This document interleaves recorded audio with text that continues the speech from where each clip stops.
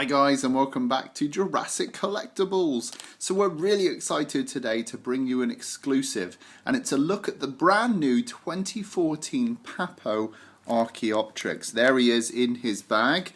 Now I've got my cup of tea here and I'm ready for a review. So without further ado, let's get this guy out of his bag. So discovered in 1860 in Germany, this fossilized specimen was believed to be the first bird, the first prehistoric bird that was the missing link between dinosaurs and birds. Now we know that that's not correct. There were feathered specimens found before the Archaeopteryx was alive, but it's quite often referred to as one of the most popularized early birds, and it shares a lot of similarities with dinosaurs and also with birds. So it's quite a nice sort of transition between the dinosaurs and the modern day birds. Okay, so here he is out of the packet, and I have to say straight away, this is a fantastic looking piece from Papo yet again. I don't know if you can see all the feathery detail. We will get a closer look in just a minute, but that is looking absolutely superb. Beautiful. Okay, so let's take a closer look. Okay, if we start off by looking at the head sculpt, you can see we've got a really striking predatory head there. Very reminiscent of a dinosaur and not so much of a bird. So you can see there really is a crossover here. And a beautiful attention to detail. Just look at those scales on the bottom jaw. Just amazing. They've sculpted in a nostril there. The jaw is not articulated, unfortunately, so we can't close up the jaw, but to be honest, when you're getting this kind of detail, you really can forgive them. Really, really nice. And then on the interior of the mouth, they've even sculpted the roof of the mouth in incredible detail. You've got individually painted teeth and sculpted teeth. Really is incredible. And then on the eyes, you've got a layer of gloss that gives them that sort of genuine wet look. And just look at the mixture of colours we're getting just on the head alone. You've got like a pink base coat, and then you've got this bluish top coat for the scales, and it really does look like, I don't know, it's the mixture between like a reptile and the skin of a turkey. It really is fantastic. Beautiful sculpt. And then you've got all these lovely striations going down the neck here. Again, looks like a turkey. And then you've got the feathers starting on the top. And I love these colourful feathers coming out of the back of the head. That looks fantastic. And then as we come down to the shoulders, you can start to see the detail of the feathers, and wow, just look at how much detail Papo has packed in.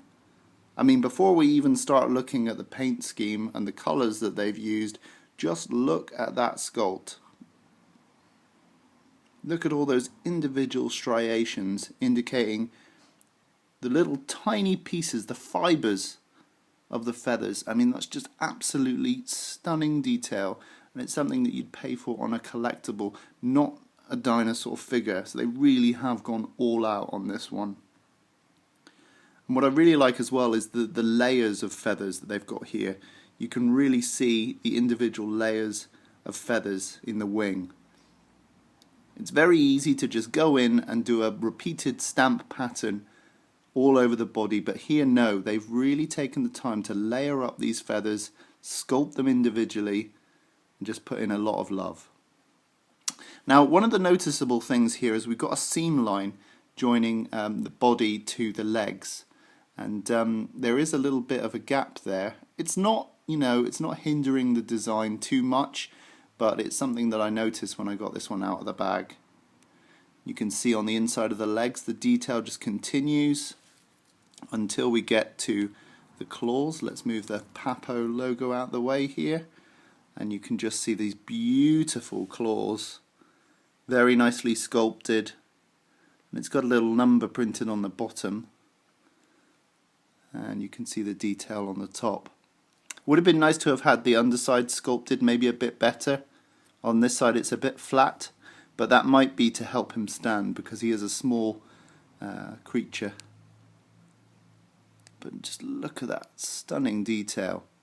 I mean, then if we look at the color scheme, I mean, just the wonderful mix of colours that they've managed to put on one wing. Just all these different whites, the yellows, the browns, this lovely sort of zebra patterning going on in the wings, just beautiful. They must have looked at so much natural history. And of course we've got the claws on the wing as well. And just this lovely splash of blue there. Really nice. And this zebra patterning continues on the back. Reminds me of almost like Canadian geese. Very nice indeed. And then as we go down the back, you can see the beautiful plume of the tail. A bit like a peacock. But actually this was a scaly tail and was reminiscent of dinosaurs. So you can actually see this in the fossil. Really nice again.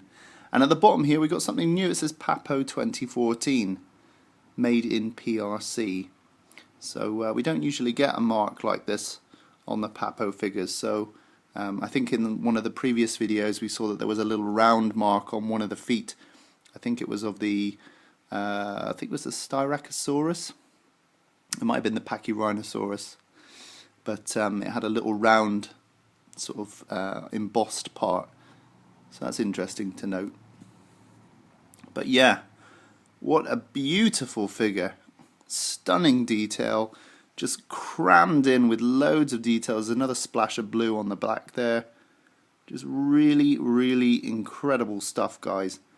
You really have to see this in person to see the detail that I'm talking about, but I'm hoping that this video just gives you some idea as to how beautiful this little figure is. So exactly how big is this figure? You saw him next to my fingers, but let's give you the stats. So it's about just under 5 inches long. It's about 12 centimeters long from head to tail. And if I measure it from wing to wing, you're looking at about just under 6 inches. It's about 14 centimeters. So it's quite a small figure, but it's crammed with detail. And when you pick this thing up, it really is one of those sort of figures where you keep looking at it and keep noticing little things. I mean, I'm noticing more things about this wing and this tail feather. It's just absolutely beautiful. I love the composition of colors. The color scheme is beautiful and the detail is just absolutely stunning. Okay, size comparison time. Let's bring in the Ankylosaurus from the Papo line. We have reviewed this one recently, link down below. And if you haven't checked out all our videos, we've reviewed all of the Papo line. So be sure to follow the link below to the playlist to check out all of those. But you can see here the Archaeopteryx is quite tall looking next to the Ankylosaurus. Obviously the Ankylosaurus has a bit more mass to him and is a bit heavier. And next up, let's bring in the Papo plesiosaur, also recently reviewed on the channel. And they seem to be going in for a little embrace. Isn't that nice? Oh.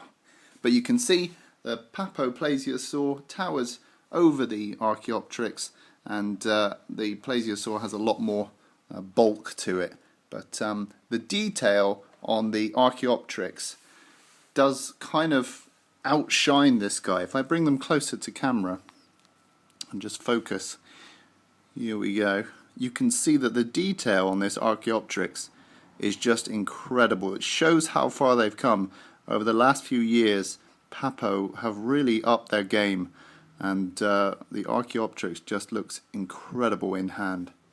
So there we have it, guys. That was today's exclusive look at the Papo Archaeopteryx. I'll just give you a complete 360 a little bit closer up so you can have a good old look. And do make sure you check out the other videos on the channel, because we do try to go into quite a lot of detail with all of our reviews and show these figures close up as they should be seen. Beautiful. Okay, will you be picking up this figure? Do you own it already? Let me know in the comments down below. In the meantime, rate, comment and subscribe, and thanks for watching, guys. See you in the next video.